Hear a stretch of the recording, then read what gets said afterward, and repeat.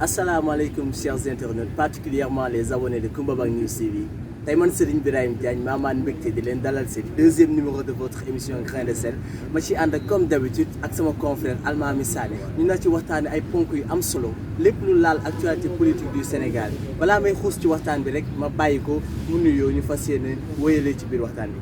mbokki internautes yi dal leen ak jàmm seen émission Grain de Sel tey jii nag ñu fas yéene waxtaanee ponk yu am solo ci wàllum actualité sénégalaise laata loolu ma bàyyi sama naataango Pape Birahim mu déroulé leen menu du jour. jërëjëf Almami Sané si menu du jour boobu rek dañ nar a waxtaane ñetti ponk yu am solo ci njëkk mooy réconciliation entre le père et le fils bi nga xam ne mooy président Abdoulaye Wade ak Macky Sall bi nga xam ne ñëpp a ngi ko doon xaar bi si topp tamit mooy l'affaire scandaleuse des 94 milliards entre Ousmane Sonko et Mamour Diallo. Et le troisième point sur lequel nous allons débattre mooy l'avenir politique de Khalifa Sall après sa sortie lan moo koy xaar Almami Sané ñu tàmbalee ko ci réconciliation bi nga xam ne am na ci diggante ñaari président yi ki nga xam ne moo yoroon Sénégal Abdoulaye Wade ak Macky Sall jaar nañu si jaar-jaar yi métti wax nañu ba sonn pour seen jubóo waaye lors de l'inauguration de la mosquée Massalikul Jinaan Serigne Mountakha a réussi à faire de telle sorte que ñoom ñaar ñu daje jubóo ban jàngat nga si njëkk def. jàngat buñ ci njëkk def mooy réconciliation bi c'est une réconciliation entre un père et un fils parce que gis nañu ni Macky Sall tey jii nii lépp lu mu doon ci parcours politique am Abdoulaye Wade moo ko def réconciliation bi nag tamit mën nañu ne les religieux ont réussi là où les politiques ont échoué ndaxte suñu xoolee gis nañu fi ay tentatives de médiation yu bëri depuis lors yoo xam ne ci échec la mujjee aboutir mais tey jii nag gis nañu sëñ Mountakha réussir na tey foo xam ne waaw politique yi échoué nañu maanaam loolu day gën a firndeeli rek suñu réew mii ñu nekk suñu njiit yi suñu kilifa diine yi dañ fa am doole boo xam ne mën nañu ne politique mënul dox sans ñoom. léegi ba loolu weesoo am nañu ni dialogue ñi nee nañu dialogue si dil boobu noonu Almami Sané yow sur le plan politique tey ji est-ce que jàpp nga ne loolu dafa am lu nekk ci suuf. waaw lu ma bëgg ñu taxaw def seetlu mooy dañuy xool ñan kan moo leen jibóole ku leen jibóole du kenn surtout sëñ Touba moo leen jibóole te sëñ Touba moom yaakaar naa ne gars yi amuñu fit teg ay dil ci gannaawam mais suñu ñëwee nag ci terrain politique mën nañu ne nag am na dil bu lalu ci gannaaw parce que Abdoulaye Wade ñëpp xam nañu la mooy sooyam mooy doomam Karim Wade ñu amnistie ko mu dellu ci fii Sénégal mën na jiite réew mi sax ci le faut léegi nag gis nañu ñoom ñaar jot nañu rencontré wu palais suite bu ñu gisantee Massalikul Jinaan maanaam est-ce que du benn film la ñu nekk dañuy dérouler ñu ngi ci épisode 2 ñu xaar épisode 3 dégg nañu Macky Sall annoncé ni moom bii pas dina sol daalam dem seeti Abdoulaye Wade am nañu seen xel di tey nag ñu bëree parce que soo xoolee analyse politique yëpp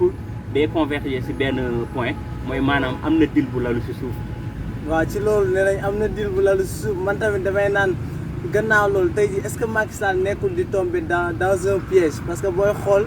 doon nañu laam-laamee ne mën na am troisième mandat mais ci loolu Abdoulaye Wade il a fait son entrée dugg na ci moom tamit ci xëccoonte bi te ñëpp xam nañu pion bi nga xam ne nii bëgg na ko teg. dans l'avenir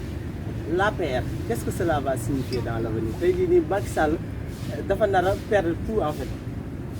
waaw Macky Sall je ne pense pas parce que soo xoolee calcul yu mu nekk di doxal boobu ba léegi supprimer poste premier ministre jéem a jegewaat Abdoulaye Wade soo xoolee moom mu ngi jéem a préparer bu dee 2024 du nekk candidat mu ngi jéem a assurer ses arrières moo tax mu def benn rapprochement ak Abdoulaye Wade soo gisee coalition bi tamit ba tey mu ngi am ay xaajaloo yu ndaw mais soo xoolee au sommet ba léegi amagul benn xaajaloo maanaam ba léegi mu ngi réussir tenir gars yi entre ses mains ba léegi maanaam ba tey jii nii mu ngi xool nu muy préparer l'après-Macky te tamit élection 2024 yi ñu nar a gis xam naa ni Karim Wade nar na ñëw waaye Ousmane Sonko tamit fi mu toll nii war na bokk si ñi nga xam ne war nañoo présenté wu mais jamono jii li ñu gis Ousmane Sonko ñi ngay fexel ba nga xam ne nii du doon président wala tamit parce que booy xool bu ñuy def jàngat dans le passé di contextualiser li ñu gis mooy président Abdoulaye Wade mosul manifester benn appui ci Sonko. Ousmane Sonko moom soo ko xoolee rapprochement bu mu jotoon def ak Abdoulaye Wade ñu bëri jotoon nañu ko ci critiquer parce que dañu ne moom c'est un candidat anti-système mu dem di jege koo xam ne il est l'incarnation même de ce système mais instant yi nii soo gisee rapprochement entre Macky Sall ak Abdoulaye Wade Sonko mu ngi génnee benn poste di naan ay militants nañ ci abstenir buñ ci waxagum dara pour l'instant ñoom nañu focus ci seen combat ñu terminer combat bi am na nag mën nañ ko xoolee benn bëtu frustration parce que moom quoi qu'on puisse dire terrain politique la ñu nekk ay alliance la ci compté bu baax avant élection yi rapproché woon na candidat Abdoulaye Wade mais Abdoulaye Wade gis nañu manifesté wul soutien am à Ousmane Sonko mais léegi nag gis nañu Abdoulaye Wade ak Macky Sall mën nañ ne ils sont dans le même sac kon Sonko peut-être dina am beneen regard bu muy am ci Abdoulaye Wade donc mën nañu ne Sonko joué na benn pion boo xam ne su moytul dina retourner contre moom. booy xool ñu ngi fexe de telle sorte que ni qu'il soit emprisonné loolu ñëpp gis nañ ko ci emprisonnement boobu rek laay gis ni tey jii gisoon ni Sonko par rapport à l'affaire des 94 milliards dafa nekk ci benn processus de liquidation encore une fois politique. waaw parce que booy xool commission bi récemment génn na seen rapport d'enquête bi nga xam ne nii waru ko woon génne c'était anormal de le faire ñu publier ko dans les médias mais gis nañ ko avec un président de commission Cheikh Seck bi nga xam ne nii il n'a caché aucune subjectivité de sa part tey jii ban xalaat nga am ci loolu noonu. waaw yaakaar naa ne day dëggal Sonko lu mu doon wax rek ni assemblée nationale c'est une institution carrément politique c'est gars yu fa nekk ce sont des gens yu far donc commission bi moom décrié na ko depuis jour bu ñu ko taxawalee nee na pour commission boobu noonu c'est constitué uniquement ay nit yoo xam ne APR la ñu bokk te moom si setal deram wala ci andi ay preuve du ci commission boobu noonu boo xam ne dañu faral Macky Sall parce que gis nañu tenor politique yëpp assemblée nationale fa lañ leen jaaree liquidé leen Macky Sall assemblée nationale moo ko liquidé Idrissa Seck assemblée nationale moo ko liquidé kon tey jii nii duñu bett assemblée nationale su nekkee ay manœuvre contre un opposant kon dañu mën nañu jàpp rek xel mën na njort ni ci liquidation la ñu jëm ak moom. am na lu ñu seetlu Ousmane Sonko doon na nit koo xam ne ñeme na trop victimisation léegi affaire 94 milliards yi Ousmane Sonko dans l'article 15 des droits de l'homme on a dit que képp kuy liggéeyal administration da nga war a rendre compte léegi Ousmane Sonko pourquoi bañ ko woowee pour mu dem assemblée ñu déglu ko moom demul. waaw d'accord su ma ñëwee ci ponk victimisation bi nga njëkk wax bi dama ne certes Ousmane Sonko il joue la carte de la victimisation mais gouvernement bi tamit dañ ko ci jàppale ndaxte à chaque fois ñoom ñooy def lu tax muy victimiser wu. donc je me dis que c'est de bonne guerre suñ ko tooñee moom tamit foog mu victimiser wu parce que gis nañu sénégalais dañu nekk peuple boo xam ne dañu compatir à chaque fois bëgguñu kuy tooñ suñ la tooñee souvent dañuy ànd ak yow te l'histoire démontré na ko léegi suñu ñëwee li tax demul wuyu commission d'enquête bi il n'était pas tenu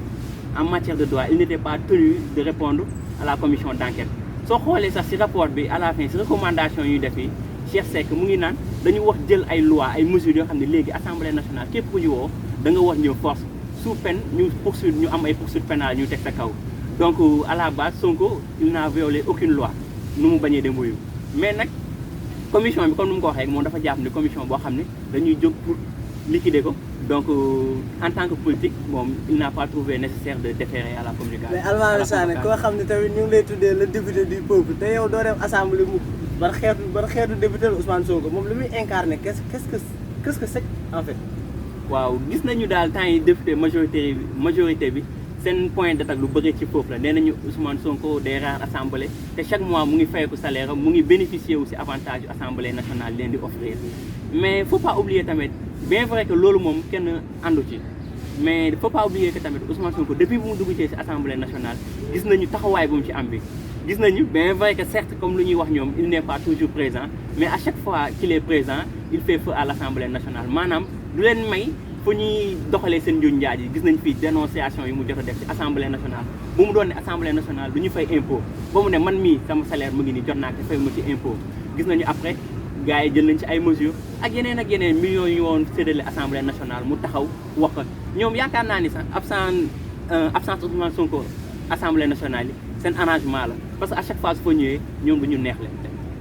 waa ci loolu rek day am solo ñu ñëwaat sur l'historicité de l'affaire des 94 milliards ñu wax ne rek détournement de deniers publics yoo xam ne ça provient des actes relatifs au titre foncier 1451 bi nga xam ne nii ci benn superficie la boo xam ni famille Mbégout Diagne moo ko moomoon ci loolu daal lañ jàpp ni Ousmane Sonko joué na si benn rôle d'intermédiaire entre ces deux sociétés Atlas ak Mercalex bi nga xam ne ni ànd na ci ak Ismaïla Ba Almami Sané tu penses que ni Ousmane Sonko coupable na wala il est innocent. dans cette affaire parce que booy xool koo xam ni invité nañ la 2STV laaj la sa turu cabinet lan la tudd nga fàtte ko mel na comme si tey jii maa ngi la Almami Sané loo sant nga xamatoo sa sant Almami Sané loolu doy na war de. waaw d'accord gis naa ni tamit gouvernement bi wala opposition bi majorité présidentielle bi sax laay wax ñu ngi profité ci bëgg boobu noonu waaw ñoom ñëpp ñu surux si ngir attaquer Ousmane Sonko quoi mais juste pour rappel rôle d'intermédiaire bi nga wax boobu noonu loi d'expropriation bi da ko tere maanaam quand il y a expropriation loi bi day tere képp kuy jouer intermédiaire maanaam tey jii ni yow sëñ Birame su ñu nangu sa kër